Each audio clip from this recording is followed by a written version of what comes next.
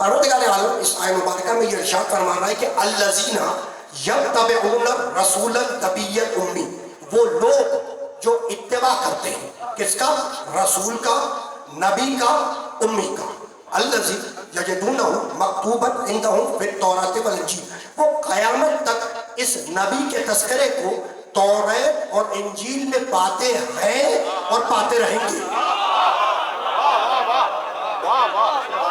تو طویل آیت ہے. آیت کے پہلے حصے میں نبی کا تعارف کروایا، رسول ہے، نبی ہے، نبی امی ہے.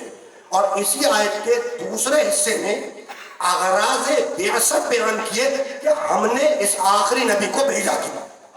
کہنے لگا یامرہم بالمعروف، یہ محمد ساری عبادتوں کا حکم دے گا، وینہاہم عن المنکر، اور تمہیں ساری برائیوں سے روکے گا، ویحل لہم الطیبات، اور یہ محمد ساری طیب یعنی پاک چیزوں کو حلال کرے گا، ویحرم علیہم الخبائث، اور یہ محمد ساری خبیث یعنی نجس چیزوں کو حرام کرے گا، ویضع عنہم اسرہم والاغلال التی کانت علیہم. اور سنو، تم نے جو رسم و رواج بنائے، تم نے جو دستور بنائے، تم نے جو قانون بنائے، تم نے جو روایتیں بنائی، یہ اللہ کا نبی اس قانون کو توڑے گا اور اللہ کے قانون کو رائج کرے گا.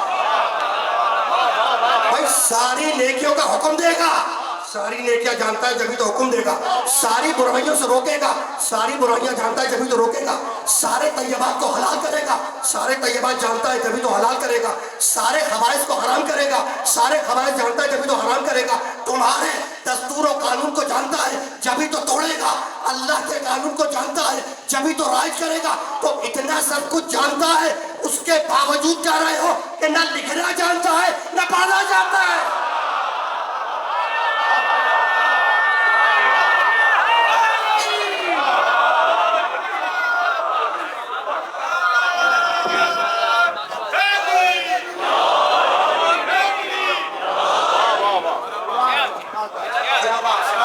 دیکھو تو یعنی اتنا سب کچھ جانتا ہے، اس کے باوجود فرما رہے ہیں کہ نہ لکھنا جانتا تھا نہ پڑھنا جانتا تھا.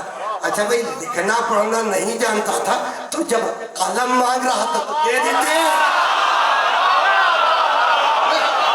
دل میں خوف ہے نا کہ اگر قلم دے دیا تو لکھ دے گا، اور زبان پہ کیا ہے کہ نہ لکھنا جانتا ہے نہ پڑھنا جانتا ہے. تو دل میں کچھ ہے، زبان پہ کچھ ہے. تو جہاں دل اور زبان میں تضاد ہو اس کا نام اسلام نہیں ہے، منافقت ہے.